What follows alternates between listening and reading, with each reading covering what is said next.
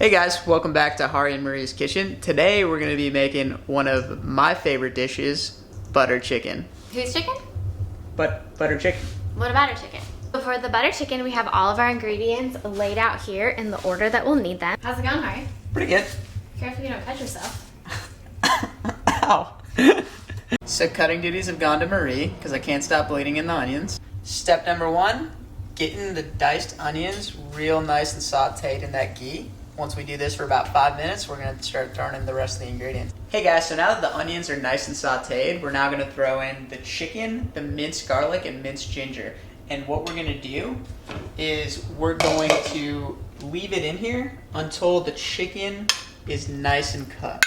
So for any of you guys that have cooked chicken thighs before, it doesn't actually take that long. So realistically, maybe about 7 to 8 minutes total. And we'll be ready to move on to the next step. Stop eating all the coconut milk. So we're not good. going to have any left. Hey guys, so it looks like the chicken is nice and cooked in the ghee. So what we're gonna do now is add in these spices. And this is what makes Indian food unmatched, right? It's the rainbow of spices that we have. So let's go ahead and add them in. And then what we're also gonna do is add in this tomato sauce.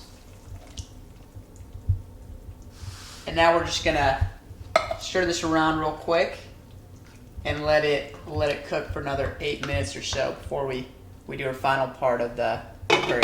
So we have reached the final step in making the butter chicken. We just put in the bell peppers and let them soften for a little bit. And next we're gonna put in what Hari left of the coconut milk along with some fenugreek leaves and just a little sprinkle of those. Now we're gonna stir it up and then it should be ready to eat. Well, we have finished the butter chicken and we are ready to taste it.